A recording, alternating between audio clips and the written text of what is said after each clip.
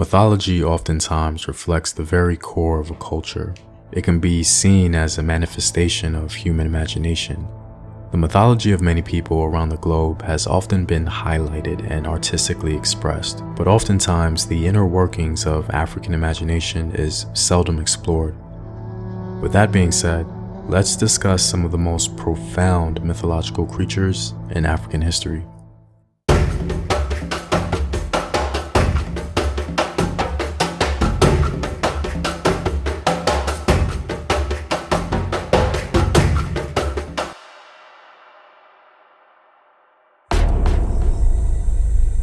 Many cultures around the world feature mythological beings from the spirit world, but the Kishi, originating from the region of Angola, stand out as particularly unique.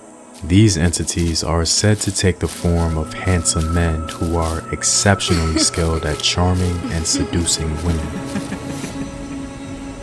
However, what truly sets the Kishi apart is not their looks, but their terrifying secret. They have the face of a hyena on the back of their heads. Once a woman is lured in by the Kishi's smooth talk and alluring appearance,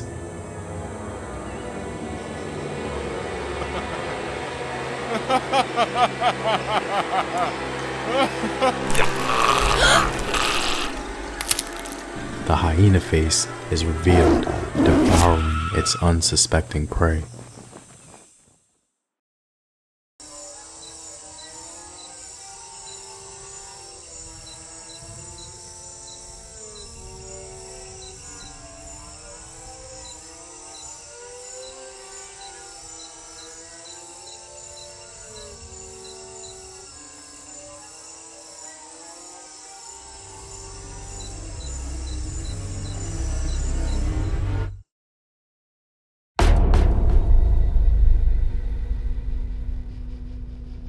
The griffin is a mythological winged lion with an eagle head and was usually used as a symbol of royal Egyptian power.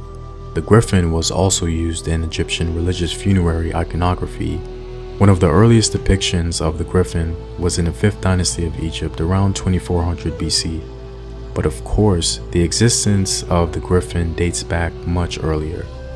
The griffin is often seen on Egyptian wall reliefs aiding the pharaohs in their conquests. The legacy and majesty of the creature began to evolve later in ancient Greece, and then popular culture borrowed it and assigned it to Greek culture nearly exclusively.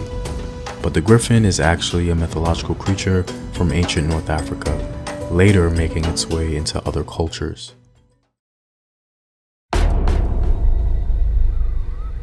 The great mystic fish Diagay was actually worshipped as a deity within early Songhai mythological accounts. Diagay was a giant fish that bore a ring around its nose.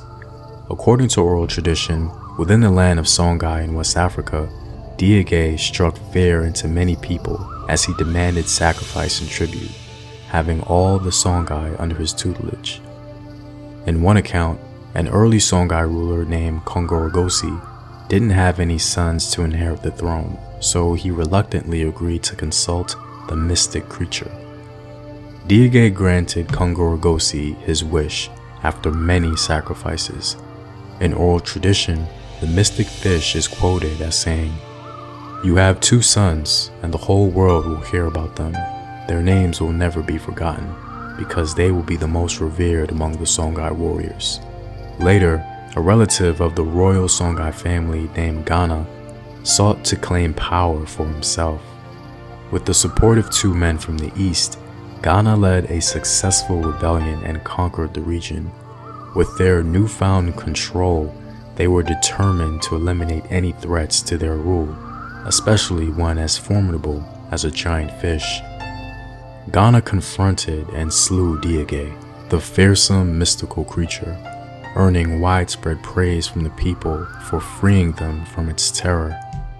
His triumph secured his position, and Ghana was proclaimed king of the Songhai. Horemakhet, also referred to as the Sphinx, can be considered a mythological creature. However, Horemakhet seems to only take its form in association strictly with royalty. It's a creature that doesn't necessarily exist on its own without the aid of royal Egyptian representation, meaning this mythological creature only seems to exist and interact within elite Egyptian circles. The Greeks seem to have borrowed the idea of Horemakhet and created the Sphinx. Horemakhet is interesting because of its legendary impact on Egyptian history, affecting the life of one Egyptian pharaoh. The story goes like this. Thutmose IV was on a hunting expedition on the plateau as a prince. Resting underneath the shade of Horemakhet, he fell asleep and, to his amazement, heard the creature complain about its state of disrepair. Horemakhet then promised Thutmose the throne of Egypt if he cleared away all the sand and rubble. Even though he was not in line to be on the throne at the time, Thutmose fulfilled the command of Horemakhet and successfully became Pharaoh of Egypt. In honor of Horemakhet, Thutmose IV erected what he called the Dream Stela, describing how he was given the throne by this mythical creature.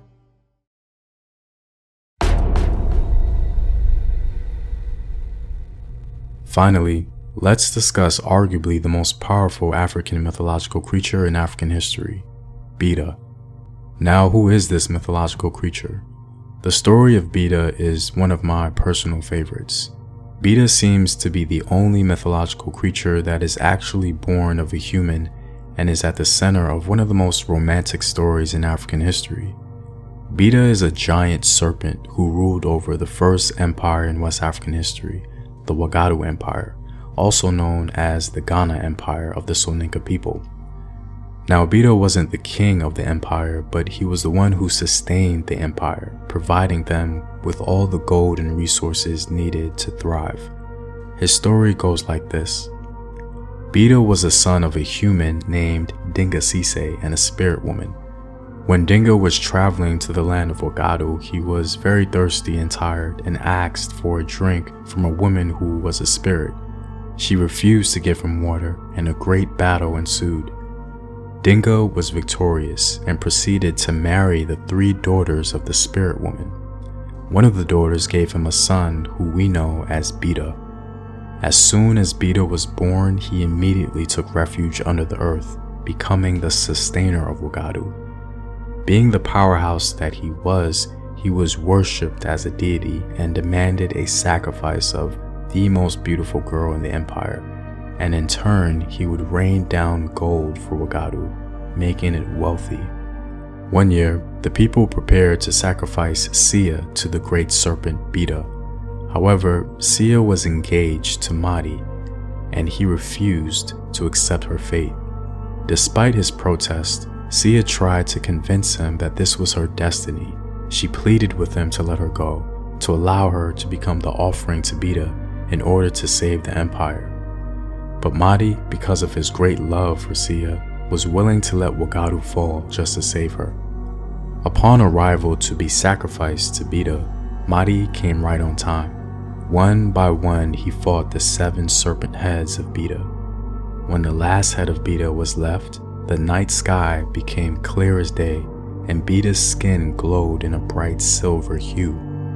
According to oral tradition, Bida then looked at Madi and said, "I swear by the Lord of Sevenhead, during 7 years and 7 bad years, and during 7 months and 7 bad months, during 7 days and 7 bad days, Wagadu will not receive any rain and any piece of gold." With that said, Madi knew the end of Wagadu was near, but he remained indifferent. He wasn't going to allow his love to be taken by such a creature. Madi cut the last head of Bida, and the Wagadu Empire fell forever. Well, that's it for Africa's legendary mythological creatures, guys. If you like these animated videos and want to see this channel advance to full animation, be sure to support the home team on patreon.com. The link is in the description box below. Know thyself. Remember your ancestors. Peace.